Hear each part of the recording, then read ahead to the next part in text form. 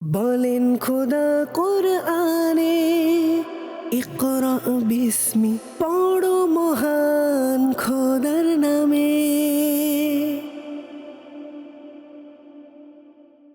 আলহামদুলিল্লাহ রব্বিল আলামিন ওয়াসসালাতু ওয়াসসালামু আলা সাইয়্যিদিল মুরসালিন আম্মা বা'দ ফাআউযু বিল্লাহি মিনাশ শাইতানির রাজীম বিসমিল্লাহির রহমানির রহিম আসসালাতু ওয়াসসালামু আলাইকা ইয়া রাসূলুল্লাহ ওয়া আলা আলিকা ওয়া আসহাবিকা ইয়া হাবিবাল্লাহ আসসালাতু ওয়াসসালামু আলাইকা ইয়া নবিয়াল্লাহ ওয়া আলা আলিকা ওয়া আসহাবিকা ইয়া নূরাল্লাহ। আমার প্রাণ প্রিয় ইসলামী ভাইয়েরা আর মাদানী চ্যানেলের দর্শক শ্রোতা, মাদানী চ্যানেলের মাহে রমজানের বিশেষ আয়োজন, আপনাদের প্রিয় অনুষ্ঠান কোরআনের ধ্বনিতে আপনাদের সবাইকে সুস্বাগত।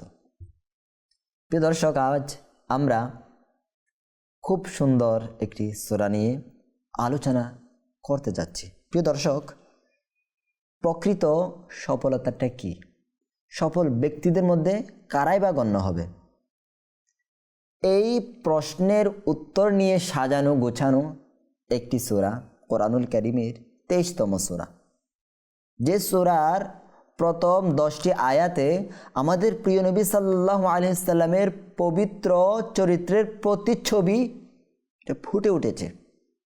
আজ আমাদের আজকের আলোচনার বিষয় হলো সূরা মুমিনুন। প্রিয় দর্শক, এই সূরার সংক্ষিপ্ত পরিচয় এবং তেলাওয়াত শেখার আগে আসুন আমরা প্রিয় নবী সাল্লাল্লাহু আলাইহি সাল্লামের প্রতি মহব্বত বাড়ানোর আশায়, দরুদ শরীফ পাঠ করার আগ্রহ বাড়ানোর আশায় একটি ফজিলত শ্রবণ করি। আমাদের প্রিয় নবী সাল্লাল্লাহু আলাইহি সাল্লাম ইরশাদ করেছেন, মান যুকিরতু ইনদাহু ফালাম ইউসাল্লি আলাইয়া ফাকাদ শাকিয়া।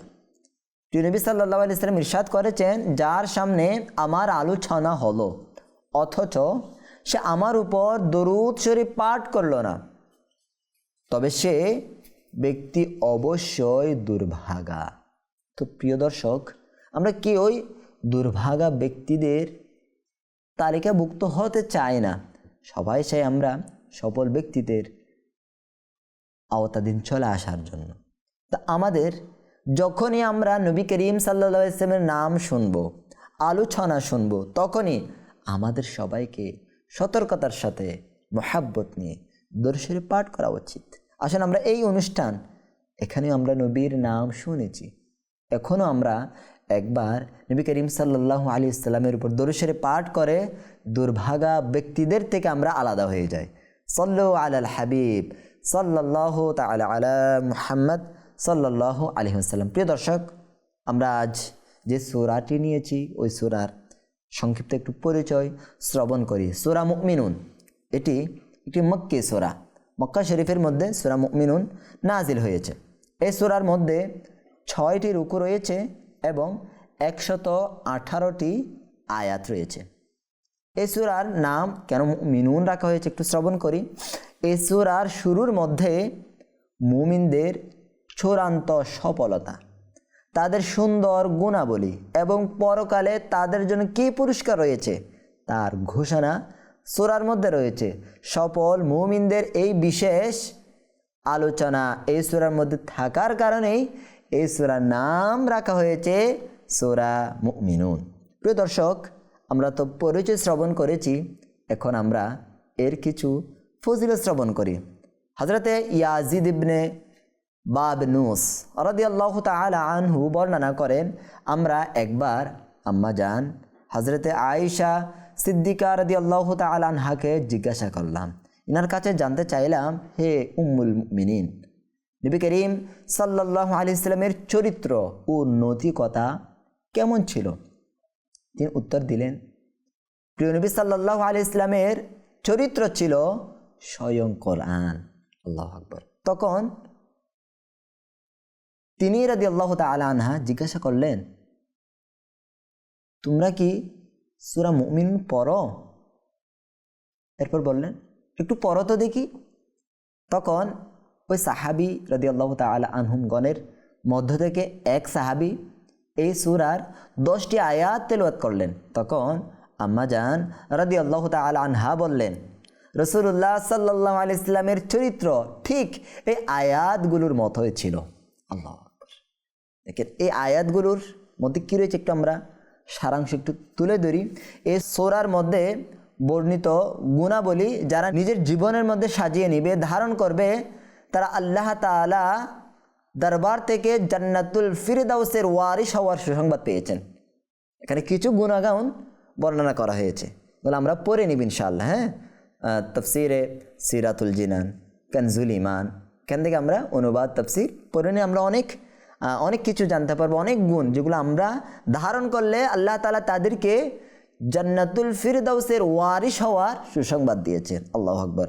যারা নামাজে বিনয়ী হবে, অনর্থক কাজ থেকে দূরে থাকবে, আমানত রক্ষা করার মতো গুণগুলো অর্জন করতে চায়, তাদের সকলের জন্য এই সূরার মধ্যে, যারা জান্নাতি হতে চায় তাদের জন্য এই সূরার মধ্যে শিক্ষণীয় বিষয় তুলে ধরা হয়েছে। তা আমরা অবশ্যই এই সূরার তেলাওয়াত সহিহ শুদ্ধ করব, সাথে সাথে অবশ্যই আমরা তাফসিরে সিরাতুল জিনান অথবা কানজুল ঈমান থেকে এর তাফসির অনুবাদ পড়া বা শ্রবণ করার চেষ্টা করব ইনশাআল্লাহুল কারীম।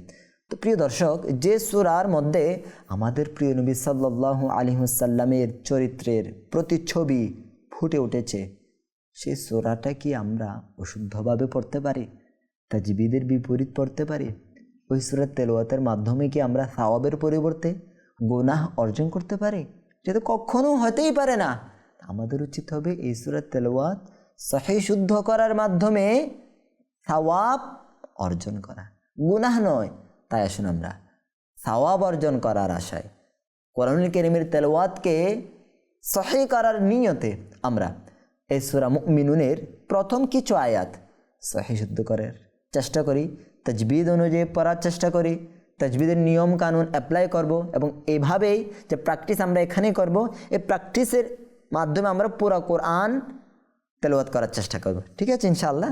যে আমরা স্ক্রিনের দিকে লক্ষ্য করি, সম্ভব হলে সামনে কোরআন রেখে, অথবা খাতা কলম নিয়ে ওযু সহকারে আমরা বসে পড়ি, কোরআন শিখার মধ্যে আমরা নিজেকে লিপ্ত করে নিই। চলুন, বিসমিল্লাহির রহমানির রহিম। قد أفلح المؤمنون।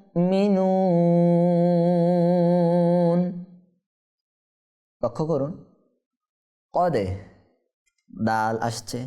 আমরা জানি দাল কিসের বর্ণ? হরফে কলকালা। দালের মধ্যে সাকিন হয়েছে না, এখানে কম্পন সৃষ্টি হবে, প্রতিধ্বনি করে আওয়াজটা বের হবে। ঠিক আছে, قد أفلح المؤمنون। হামজা সাকিন না, এটা হামজা সাকিন হওয়ার কারণে এখানে ধাক্কা হবে। কেন? আমরা জানি হামজা সাকিন সবসময় ধাক্কা দিয়ে পড়তে হয়। মুমিনুন আয়াত শেষ হয়েছে। ঠিক আছে, তো ওয়াও মাদ্দা না, এটা ওয়াও সাকিনের পুরো পেশ। তা আয়াত শেষ হওয়ার কারণে আমরা হরফে মাদ্দার পরে এখানে আরজি সাকিন পাচ্ছি। কিসে? নুনের মধ্যে। এখানে মূলত জবর আছে, এখানে ওয়াকফ করার কারণে, থামার কারণে এখানে আরজি সাকিন চলে আসছে।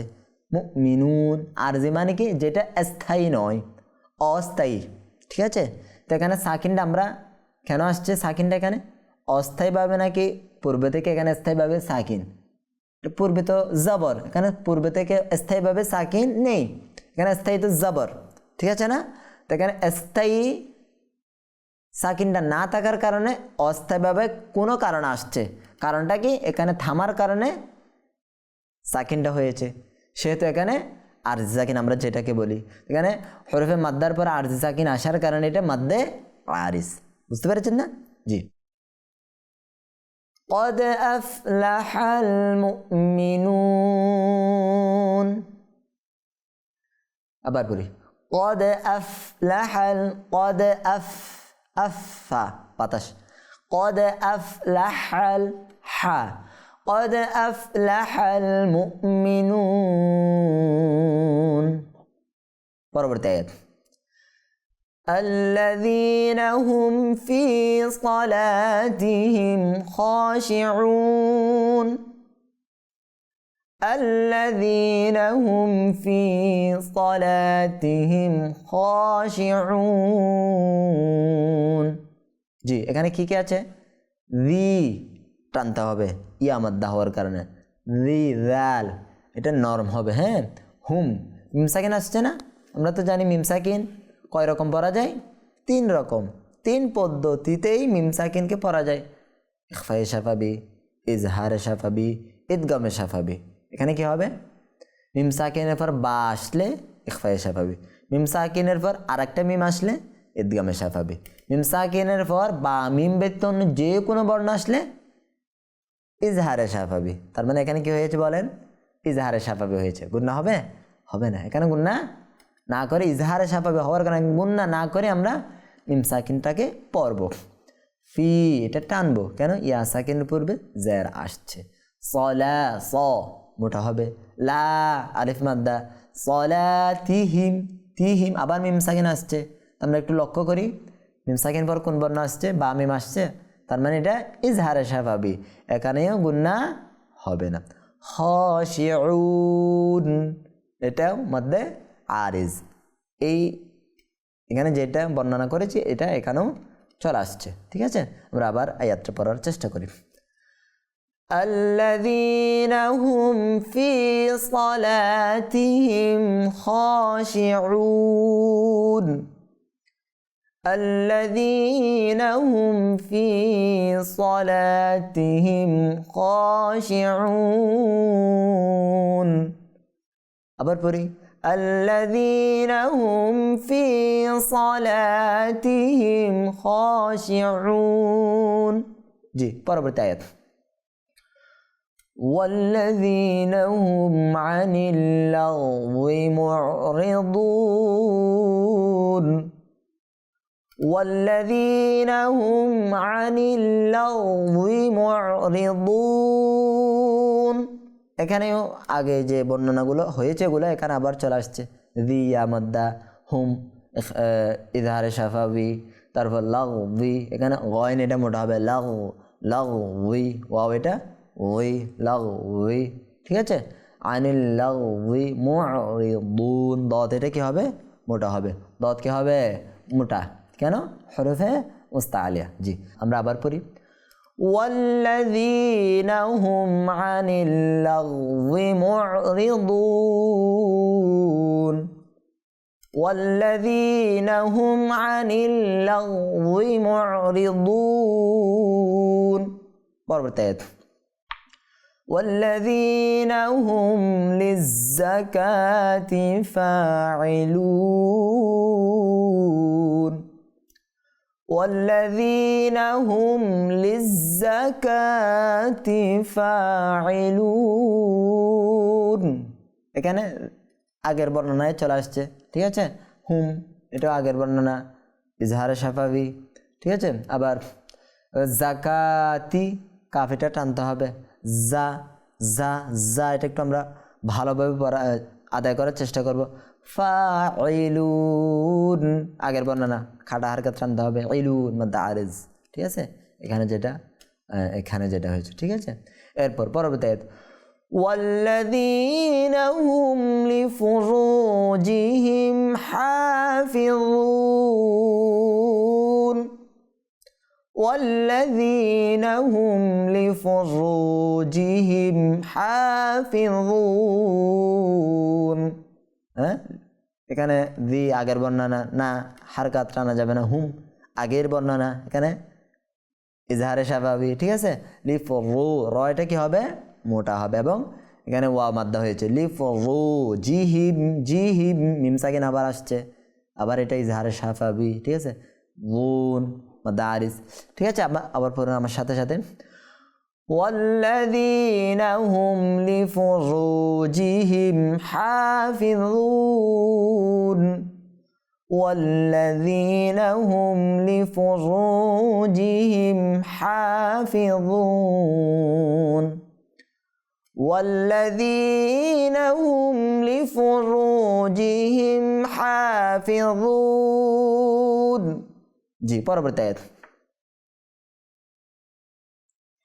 إلا على أزواجهم أو ما ملكت أيمانهم فإنهم غير ملومين জি আমরা কায়দা লক্ষ্য করি তাজবিদের নিয়ম কানুন ইল্লা টানা যাবে হ্যাঁ কেন আলিফ মাদ্দা হয়েছে আলা টানবো কাড়া হরকত হিসেবে আমরা টানবো সাথে সাথে আমরা দেখতে পাচ্ছি কাড়া হরকতের পরবর্তী শব্দের শুরুতে হামজা চলে আসছে তো আমরা জানি হরফে মাদ্দা এটা হরফে মাদ্দা না কেন কাড়া হরকত এটা আলিফ মাদ্দার স্থলা বিষিক্ত হ্যাঁ তো এখানে আলিফ মাদ্দার পরে পরবর্তী শব্দের শুরুতে হামজা আসছে মাদ্দা মুনফাসিল হয়ে গেছে আজ ওয়া আলিফ মাদ্দা জিহিম মিম সাকিন আবার আসছে না তাহলে এটা কি এ পূর্বের গোলা হ্যাঁ ইজহারে শাফাবি আও মা টানতে হবে এটা টানা যাবে না কেন এটা ওয়াও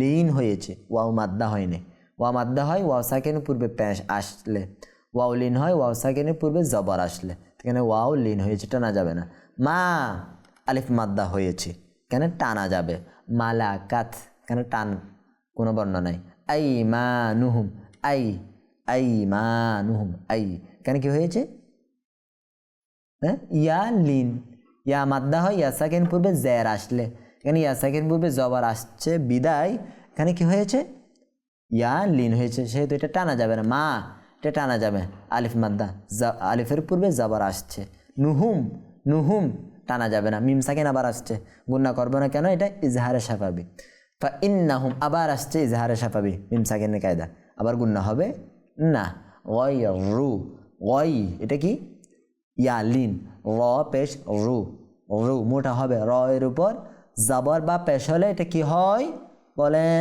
মোটা করে পড়তে হয় গয়রু মালুমিন লু একালিফ টান তারপর ওয়া মাদ্দার কারণ মিন মাদ্দা মুনফাজিলের টান হ্যাঁ মাদ্দে আরিস ঠিক আছে না মাদ্দা আরিস এগুলা প্রত্যেকটা আয়াতের শেষের মধ্যে আমরা পাচ্ছি ঠিক আছে গয়রু মালুমিন মাদ্দা আরিস জি আমরা আবার পড়ি إلا على أزواجهم أو ما ملكت أيمانهم إلا على أزواجهم أو ما ملكت أيمانهم أو ما ملكت أيمانهم فإنهم غير ملومين আবার পরে আমরা হ্যাঁ أو ما ملكت أيمانهم فإنهم غير ملومين আবার পরে পুরো আয়াত إلا على أزواجهم أو ما ملكت أيمانهم فإنهم غير ملومين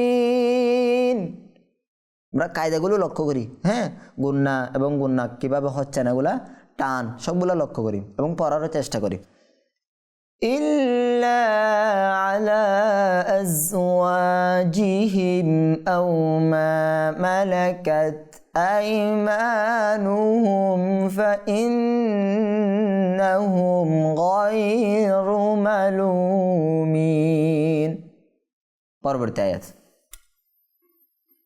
فمن ابتغى وراء ذلك فأولئك هم العادون জি এই আয়াতের মধ্যে তাজবিদের নিয়ম কারণ কি আছে আমরা লক্ষ্য করি ফামানিবে তাগ বার মধ্যে হরফে কলকলায় সাকিন হয়েছে সেহেতু এটা কি কলকলা কম্পন সৃষ্টি হবে এখানে প্রতিধ্বনি হবে ফামানিবে